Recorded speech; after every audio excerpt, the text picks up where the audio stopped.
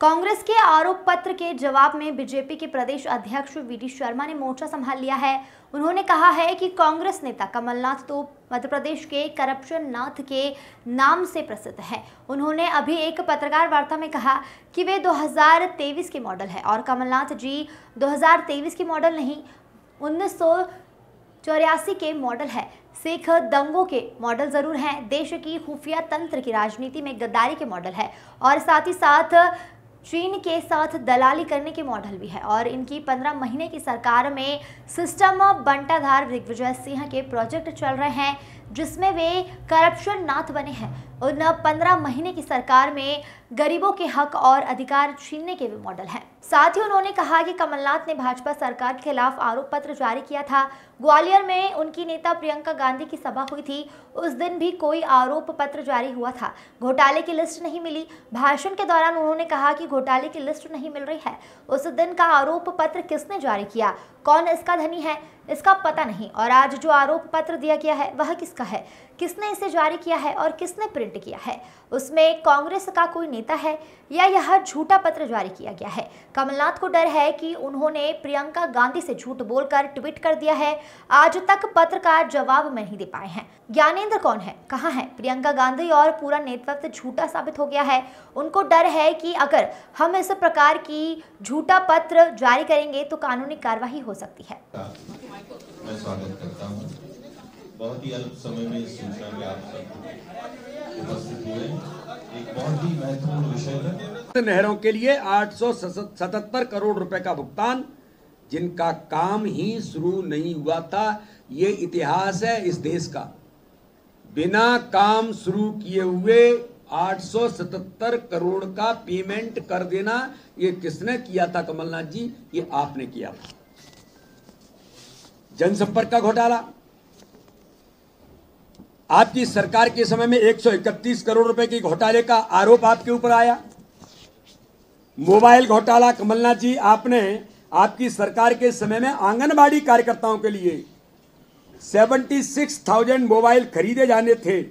तत्कालीन महिला बाल विकास मंत्री इमरती देवी के लगातार मना करने के बावजूद जैसे इस विभाग की मंत्री विजयलक्ष्मी साधो बनी, 63 करोड़ के मोबाइल का सौदा कर डाला और यह सौदा कमलनाथ जी के मुख्यमंत्री पद से इस्तीफा देने के ठीक 15 दिन पहले ये किया गया। ये घोटाला किसने किया था? कमलनाथ जी।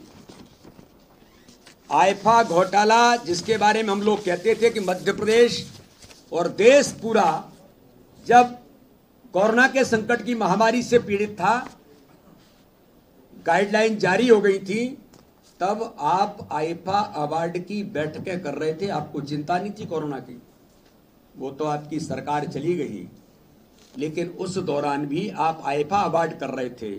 और आईफा अवार्ड में उद्योगपतियों पर दबाव डालकर ब्रिज क्राफ्ट कंपनी को लाभ पहुंचाने का जो आपने काम किया,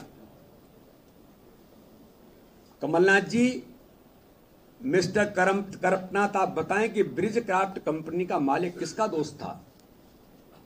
कमलनाथ सरकार ने दबाव डाल करके एलपीजी कंपनी से 40 करोड़ और बिरला कंपनी से 4 करोड़ का भुगतान ब्रिज क्राफ्ट कंपनी को कराया।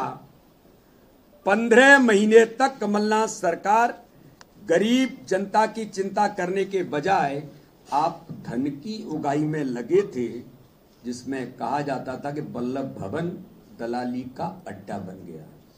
वो कितना परसेंटेज था, क्या तय होता था? कर्नाटक के अंदर आपके उप मुख्यमंत्री पर सीधे जब वहां के लोगों ने आरोप लगाया, प्रेस करके, गवर्नर को मेमोरेंडम दे करके, तो ये तो आपका रिकॉर्ड और आपके दल का रिकॉर्ड कमलनाथ जी रहा है। छात्रवृत्ति का घोटाला किसने किया था? 2 करोड़ का कमलनाथ जी 19-20 के दौरान आदिवासी बाहुल्य ढिंडोरी जिले में 2 करोड़ रुपए के छात्रवृत्ति का घोटाला भी आपने किया था। और इसलिए मैं कहना चाहता हूं कि कमलनाथ जी, मध्य प्रदेश के अंदर आपने जो मैंने कहा कि आप मॉडल हैं, तो गरीबों के हक और अधिकार को छीनने के हैं। जब आपकी सरकार बनी थी, 15 महीने की गलती से सरकार बनी हुई, तब आपने हर गरीब के हक और अधिकार को 15 महीने के अंदर जो छीना, मैं उल्लेख करना चाहता हूं मीडिया के सामने, क्या अधिकार आपको किसने दिया था कि आप उनके गरीबों का हक और अधिकार छीने? कि भारतीय जनता पार्टी की सरकार की संबल योजना जो हर गरीब को संबल देती थी, सामाजिक सुरक्षा देती थी, आपने बंद कर दी थी।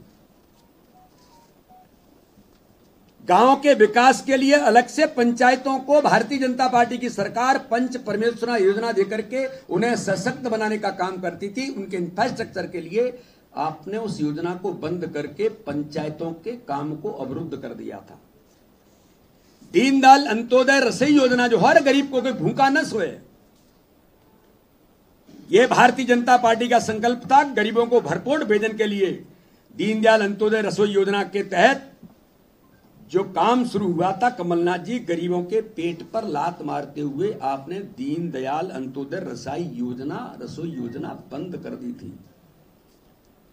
प्रतिभा प्रोत्साहन योजना, जिसके अंतर्गत उन प्रोत्साहित बच्चों को प्रोत्साहन देने के लिए जो मेरिटोरियस हैं लेकिन पुअर हैं, उन बच्चों को भारतीय जनता पार्टी की सरकार लैपटॉप देने का काम करती थी। उस योजना के अंदर भी कमलनाथ जी आपने बंद करके उन बच्चों के, गरीब बच्चों के हक और अधिकार को छीनने का काम 15 महीने की सरकार में किया था।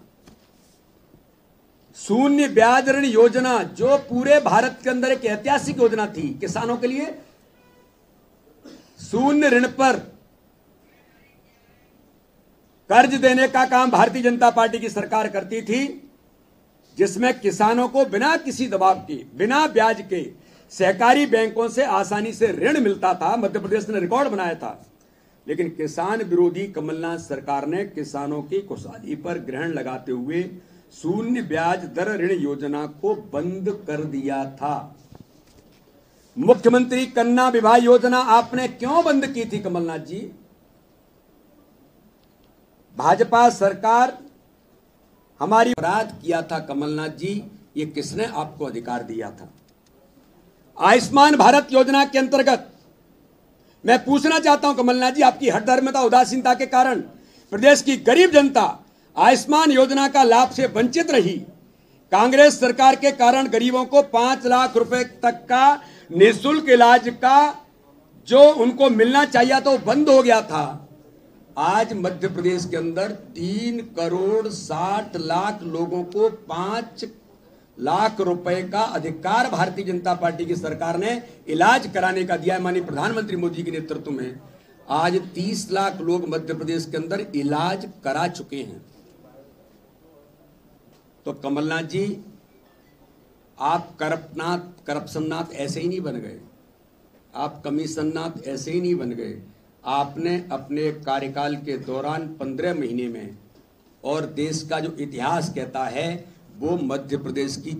Bureau report. देश दुनिया की ताजा और तमाम बड़ी खबरों से अपडेट रहने के लिए देखते रहिए खबर की खोज, क्योंकि हम आपको रखते हैं खबरों से अपडेट। साथ ही खबरों को सबसे पहले देखने के लिए हमारे चैनल को लाइक करें, शेयर करें, सब्सक्राइब करें और खबरों की नोटिफिकेशन के लिए बेल आइकन दबाना बिल्कुल न भूलें।